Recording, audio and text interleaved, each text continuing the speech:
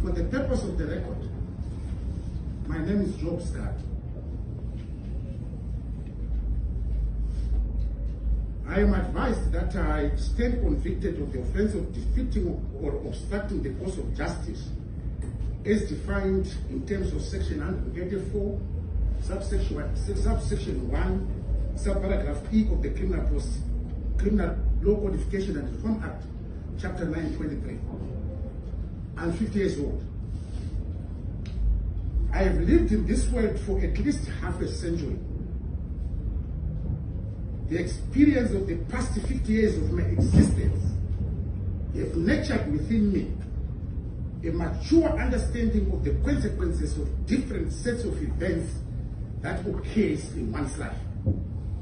I have attended various court sessions in my capacity as a legal practitioner and also as an accused person. I have gained the full appreciation arising from that experience of the use, misuse, and abuse of the legal processes. My life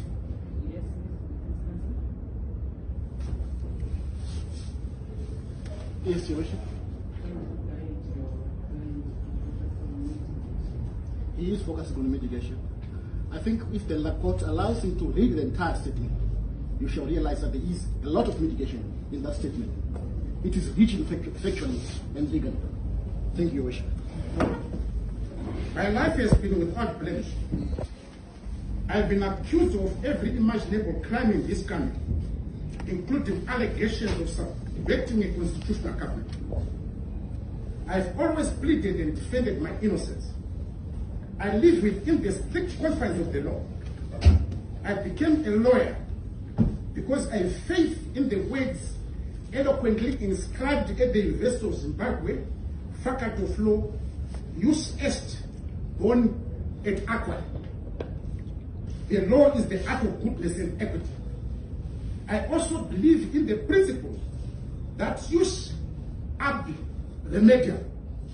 Where there is wrong, there is a remedy. I've never taken the law into my own hands all my life. I've always been a faithful servant of the law. Through my work as a legislator, I always strive for the promotion of laws that serves the needs of the people. I do not wish to see the law being transformed into an oppressive tool on the people by the powerful. I was born in October 1972 in the good communal lands. I grew up under the oppressive Smith regime. Zimbabwean independence came when I was just a young boy, 8 years of age. Those were the days when freedom fighters, our fathers and our other villagers, would sit us in the village compound and explain to us why the liberation war was being fought. Much of what I am today was molded on the framework of the values for freedom, equity, and human dignity taught to me by my forebears. These are the values I cherish and espouse to this day. They are the same values that made me, without hesitation, accept the brief to represent the family of More Blessing Ali. May her soul rest in eternal peace. Immediately following her disappearance, little did I know that I would this day be in the dock, paying the price for what I thought to be a noble enterprise. I seek not my glory, but the collective emancipation of all Zimbabweans and justice for the spirit of More Blessing Ali. Those who murdered More Blessing Ali and those who persecute me today may laugh for the moment, but when history chapters are loud, posterity will judge me for what I truly am, a humble and obedient servant of the people, or a willing instrument for the advancement of the values of Ubuntu, a firm believer against impunity, regardless of one's political affiliation or status in life. A legal practitioner being shackled for taking up the cause of his oppressed client, who died a miserable death in the most violent way imaginable. I grew up in a village as a single boy. I tended our family's crops and had cattle with other boys of my age. Passion and determination drove me from the village to join one of the most esteemed professions the world over, that being of a legal practitioner. Passion and determination also drove me from being a simple village boy to a public leader, and granting me the privilege of representing initially the people of St. Mary's and subsequently the people of Sikhala West in the Zimbabwe House of Parliament. My present circumstances have robbed me of the opportunity to remain of service to the electorate which bestowed their faith in me as their parliamentary representative. I've been a leader throughout my life. I've been entrusted with leadership positions since my days at primary school and right through my days at university. I had the privilege of not only leading the students at the University of Zimbabwe, but I was also entrusted with leading students in all tertiary institutions of Zimbabwe through the auspices of the Zimbabwe National Students' Union. I am a founder member of the Movement for Democratic Change, led by the late Morgan Richard Chandraya in September 1999. I am currently a senior political leader in Zimbabwe's largest opposition political party, the Citizens Coalition for Change. I have become accustomed to selfless sacrifices for the betterment of those I lead. My commitment and dedication to the national cause is a calling that I will never abdicate from notwithstanding the persecution I encounter as the Tsar. It is a dedication to strive and seek for a just society where men and women, rich or poor, the powerful and the powerless, the affluent and the downtrodden, will live in equality and happiness. The security of persons is at the core of my heart. No form of injustice or persecution will move me, not even an inch away from the Christ of the people. Let me be labeled a villain today. Let the murderers of More Blessing Ali and my tormentors be the heroes of the moment. Posterity will judge me. History chapters are replete with these kinds of oppressions. Oppressors read from the same script. I am neither the first nor the last to be nailed for seeking justice for the downtrodden. That is the only crime I have committed.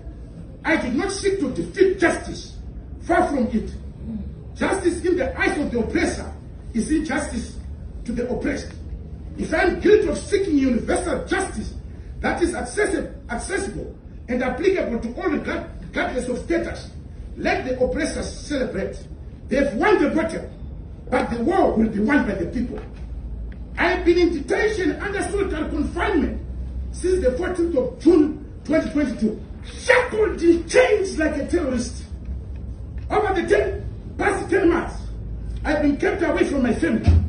I've been deprived of my ability to fend for my children. I have been kept away from my occupation as the representative of the people of Sikhala West. I've been kept away from my law office and prevented from representing my clients. I've been prevented from from providing legal support to the grieving family of More Blessing Ali, who only desire justice for what happened to their daughter, sister, mother, cousin, friend, and confidant. Though the state extracted a conviction from its hordes of lies and unscrupulously obtained evidence, the real solution to this matter lies in the society itself. The legal issues that were before this court are basic and elementary. It is certainly repulsive to any right-thinking citizen that a crime can be born out of and sustained by allowing a police officer in the comfort of his office without having anything else to do but surfing the internet for entertainment on YouTube to come across a video created and uploaded by enterprising content creator and therefrom arrest a person who neither had knowledge of the video and is unaware of its circulation and send them to jail. More so, based on the video clip found on an entertainment site created and posted by unknown people seeking to provide entertainment. This creates a dangerous precedent for our criminal justice system. Those with a score to settle against others have been given a carte blanche. They can easily pay enterprise content creators to create a video of a person they have a vendetta against, make certain utterances that can be deemed to be offensive, and link it to our gullible police officers who have no willing to investigate but exceeding zeal to arrest and detain. History will be my judge. Posterity will be my judge. I have no control over my fate today. I can only leave it to history to be the judge. I will let society to whom this court must be allegiance pronounce its own verdict.